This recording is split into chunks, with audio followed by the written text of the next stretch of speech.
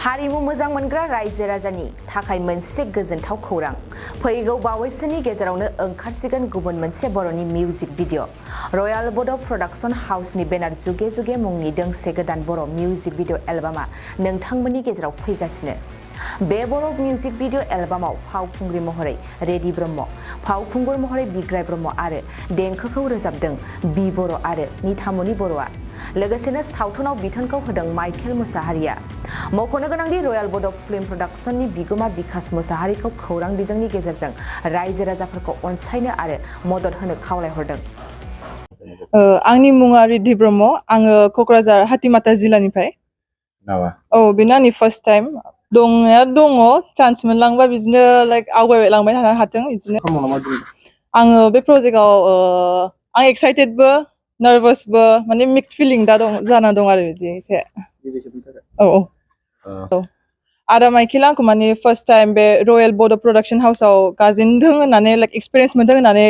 लिंदों ओंखायनो आंबो ट्राइ खालामबाय खनसे माने बे लाइनाव आंबो इन्ट्रेस्ट दं एसे ओंखायनो जाहाथे साक्सेस मोनलांबाय थादों बिदिनो दा बादा होआखै लाइक मामियाबो आंना माने मामिल' दं आरो डेट गैया ओमफ्राय मामिया माने बिदियाव रायजो राजाखौ बेखौनो खावलायगोन कि आंनि बे भिडिअखौ मोजाङै सापर्ट खालामदो फार्स्ट टाइमबो आंनि ओमफ्राय बिदिनो मा आसा खालामदों भिडिअखौ माबायदि जागोन एक्सपेक्टेडथ' एसे मोजाङानो मोनदोंमोन मोननाया ओमफ्राय नायसै मा जालाङो बिदिनो हिर'आ बिग्राय नोंथांमोना मिथिनो हाखागौ बेखौ माने आंसो फार्स्ट टाइम माने माबा मोनदों आरो लोगो मोनदों ओमफ्राय एलबामनि मुङा मा एलबामनि मुङा जुगे जुगेनि नोंथांनि सिनायथिखौ आरो बेहाय नोंथाङा मा खालामनाय जादों खुलुमबाय आं नामा बिकास मुसाहारि खुलुमबाय आं नामा बिबर'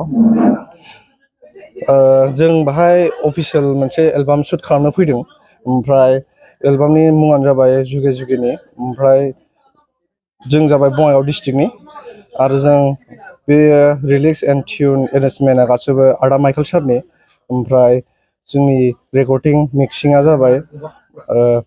आदा सोरां सार रौमारिनि ओमफ्राय जोंनि एक्टर थाबाय बिग्राय आरो एक्ट्रिसआ थाबाय रिदिका शुटिंआ दिनैजों साननै जाबाय जोंथ' आसा खालामो दा आसा खालामनायाथ' मा होनबावनो रायजो राजानि सायावसो थाबाय दा जिमान जों खालामनो हादों मोजां खालामनो नाजादों बयनिफ्रायबो अनसायनाय मोनो लुबैयो जों जाबाय आउट अफ बिटिआरनि बङाइगाव डिस्ट्रिक्टनिफ्राय ओंखारबोदों बयबो जे जोंखौ अनसायलाङो जोंनि चेनेलखौ बयबो सापर्ट होलाङो बानायनाया बानायदोंमोन फिसा फिसौ बानायलांदोंमोन जों इमान बिदि माने गिदिर बाजेट लायाखैमोन जोङो एबाराव मोजांसिन लाबोदोंमोन सिगां मोननाया जोंनो बानायलाबायदोंमोन नालाय बांद्राय बिदि फैयाखैमोन एबाराव एसे नाजादों मा खालामो रायजो राजाफोरा बिनि उनावहाय नोंथांमोना माबायदि गुबुन प्रजेक्टफोर लानाय जादों गुबुन प्रजेक्ट माने जोङो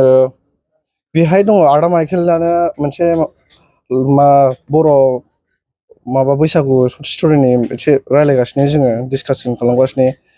ओमफ्राय जों फिउचाराव मुभि लाइनाव थांगोन बायदि आसा खालामदों आरो जों लासै लासैनो आरो जोंना बैसागुआ जाबाय सुलेखा मेदाम दङ माबायाव बैसागुनि एलबामाव बे रयेल बड' प्रडाक्शन हाउसआव इउटुबाव रयेल बड' प्रडाक्शन हाउसआव नुनो मोनगोन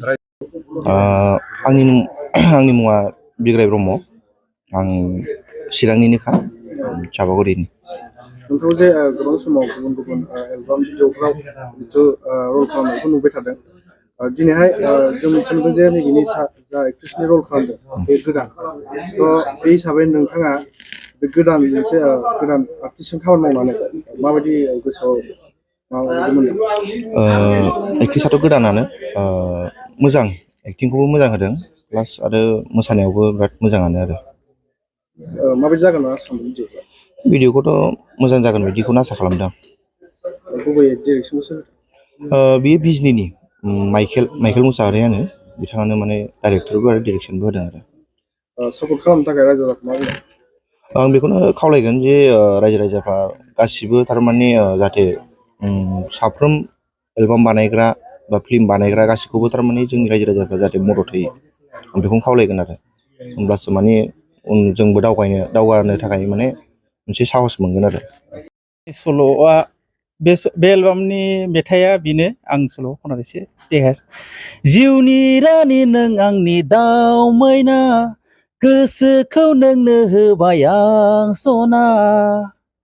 बिसिमोन लाइन मोनसे जुगे जुगेनि थैस' थांस'नि जोनोम जोनोमनि अराय समनि चेनेलनि मुङा जाबाय रयेल बड' प्रडाक्शन हाउस रायजो राजाफ्रा जाहाथे जोंनि बे मेथाइखौ एसे नायनानै एसे साबस्क्राइब खालाम आरो जाहाथे भिउआ एसे जोंना बारिथों मोनसे दाना ओरैबायदि आरोना रायजो राजाफ्रा जाहाथे जों बे कालसारखौ फोथांना लाखिनो थाखाय एसे जोंखौबो हेफाजाब होदो जोंबो जाहाथे कालसारखौ फोथांना लाखिनो हायो आरो बेयावथ' जों आरो आवगायनो हानाय नङा जाहाथे सापर्ट होयोबासो जोंबो आवगायगोन बिनिसिम आरो जोंनि खावलायनाया जों बिनि उनाव आरो दोंसे बैसागु मेथाइ दिहुननो नागिरगासिनो जाहाथे बिनि सिगाङाव एसे रायजो राजाफ्रा हेफाजाब होयोबा जोंहाबो आरो सुबिदा जायो आरोखि बेखौ बहननायाव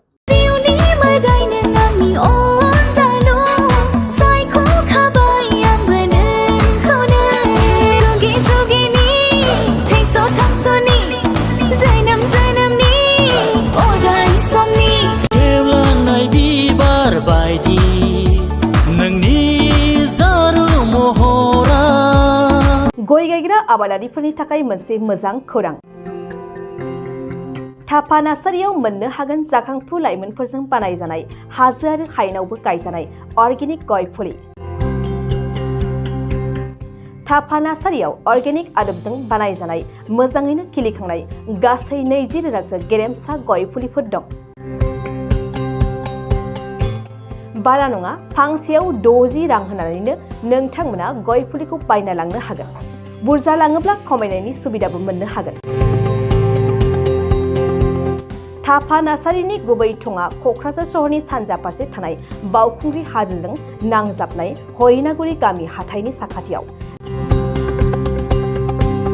बे अर्गेनिक गय फुलिफोरखौ लांफैनोब्ला नोंथाङा 8011837272 नङाब्ला 9707460226 जानबुं अनजिमायाव थोंजोङै जगाजग खालामहरनो हागोन